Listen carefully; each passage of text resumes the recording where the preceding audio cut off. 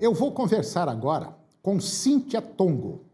A Cíntia ela é zootecnista e diretora da Otimiza Gestão Rural.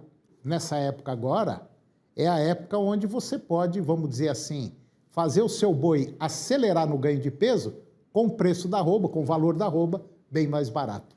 E é nessa época do ano agora que você tem que fazer igual o caminhoneiro faz.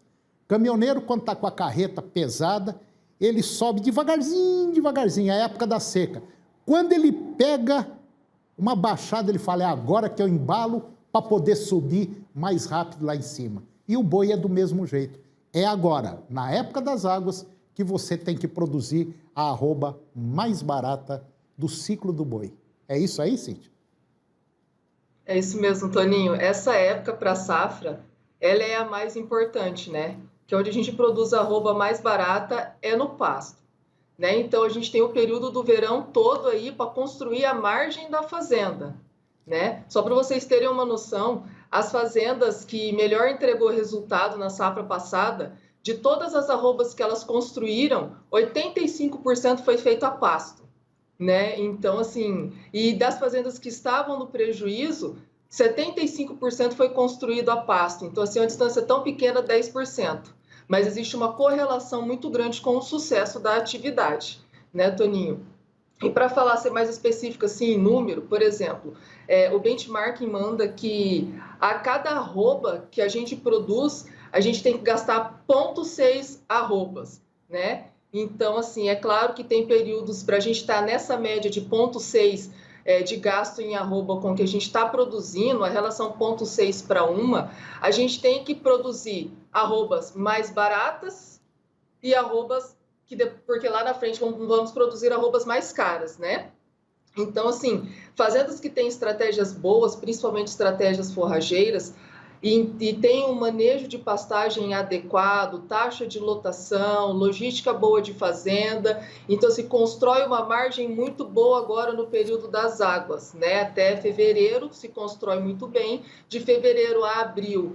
Algumas fazendas entram com uma estratégia, porque é onde de fevereiro para março o capim geralmente está mudando o ciclo dele, então pode ser um ponto de estratégia bem adequado para a gente garantir, corrigir rota, né, Toninho?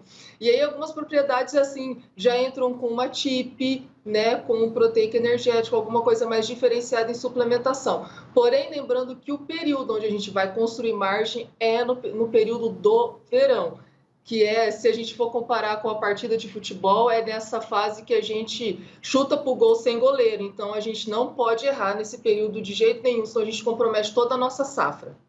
Ô, Cíntia, eu posso afirmar, agora na época das águas, independente da categoria do animal, se eu tiver um pasto bom, eu posso chegar a ganhar aí uma arroba mês?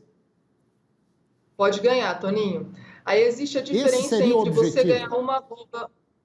Sim, pode, uma arroba por mês no animal. O que acontece, que é 1 quilo por dia, né? Que seria um ganho médio diário de 1 quilo, né? E aí é onde vem as correlações de... Na Recria Engorda utiliza-se muito, né? Que é a produção não só de ganho de peso vivo, que esse 1 quilo não seja só de ganho de peso vivo, Sim. mas que parte disso seja trabalhada em carcaça, né? Que é onde entram as estratégias. Lembrando sempre, Toninho, que o foco é pasto, pasto de qualidade com folha. A nutrição, que é onde entra com esse trabalho de carcaça extra, ele sempre é um acelerador da atividade, nunca a peça fundamental. A peça fundamental é um pasto bom, uma aguada boa, lotes bem apartados e bem manejados. Ô, Cíntia, o pecuarista peca muito é no pasto, né? É no cuidado que ele tem com o pasto, porque nós sabemos que tem muita gente hoje, mas muita gente, regiões que já começaram a ter chuva há mais ou menos 1 mês e meio, 2 meses, e basicamente não tem pasto, só vai ter pasto daqui 30, 40 dias.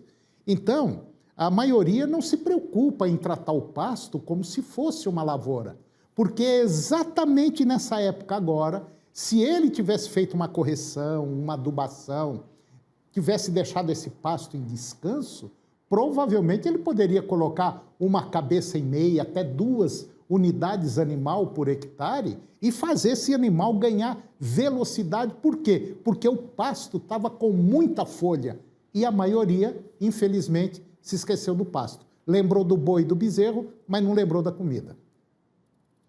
Exato, e geralmente corrigem com a nutrição, né, Toninho? E aí e fica assim, caro, só para né, você ter Cíntia? uma noção, aí realmente fica com um custo mais alto, né? Só para você ter noção, antes a gente tinha relação de 1 para 10, a cada R$ 1 de desembolso cabeça mês, a gente tinha que garantir 10 gramas de GMD, agora é 1,30, tem que garantir 10 gramas de GMD, né? Vixe, Aumentou 1,30, muito os Cíntia. insumos, enfim. E, pois é, então assim, quando a gente leva em consideração o pasto, ele é a parte principal. Mas antes do pasto vem o solo. Então, só de você fazer uma correção de base desse solo, entender a necessidade do seu solo, o que tem de nutriente lá em excesso e o que tem em falta, e você equilibrar esse sistema, a resposta aérea, que é a planta, ela é garantida, né, Toninho? E é o que o animal precisa. E aí não adianta também você fazer uma correção de solo, uma adubação, você ter essa explosão foliar e você gastar um X com adubação e você não ter o mesmo X de boca para poder comer. Então, é um cenário que exige muito equilíbrio, sabe? Exige uma expertise técnica e tem especialistas muito bons na área para poder fazer essa correlação. Só para você ter noção, se você melhorar em 0,2 UA a sua taxa de lotação, você pode ter um incremento de R$ 50 de lucro por hectare, que é o mesmo que você ganhar 20 gramas de GMD, né? Que é o mesmo que você ganhar 10 gramas de GMD. 20 gramas de GMD te dá um incremento de praticamente R$ 100 por hectare. Então, assim, você entender da planta, da gramínea que está na sua área, você fazer essa correlação, taxa de lotação, ganho médio diário, esse equilíbrio de colheita do capim, você potencializa o GMD.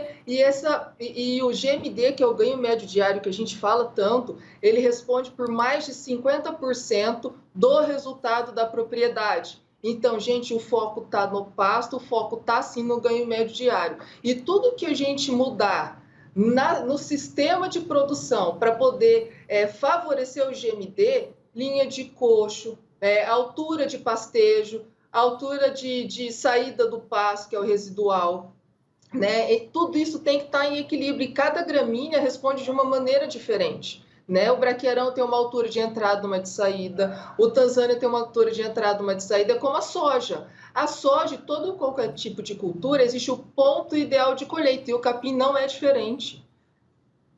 Ô, Cíntia, você falou muita coisa aí.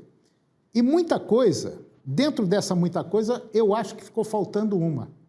A qualidade da água. Você pode fazer muita coisa. Se você não tiver qualidade da água, você vai ter um prejuízo que pode chegar até 30% no ganho de peso do animal, se não for mais. Né, Cíntia? É mais ou menos isso? Toninho, a gente tem acompanhado alguns projetos que, dependendo da qualidade de água, essas águas de cacimba e de açude, chegou a impactar até 53% no ganho médio diário do animal. Então, assim, vamos dizer assim, uma derrapada enorme no sistema de produção, né? E você põe 0,53% vezes o número de animais que está ali, vezes o período que você ficou lá. Pronto. Então você veja quantas arrobas você deixou de ganhar por um negócio, por uma questão muito simples, que é a água. E aí o animal é muito exigente com água, e qualidade de água, e logística de aguada também. Não adianta você ter uma aguada boa, mas uma aguada a 1 quilômetro de acesso deles, entendeu? Então tem que ser uma aguada até de 500 metros de distância. Para um gado de corte, para você ter uma noção, a cada 1 quilo de matéria seca que ele precisa, que ele se alimenta, ele tem a necessidade de mais ou menos 3 litros d'água.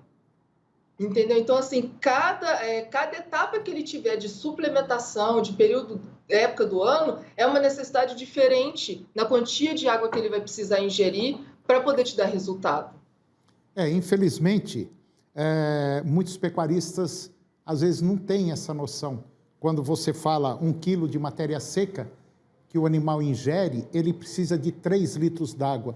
Então, engordar boi, fazer cria, recria, não é uma tarefa fácil.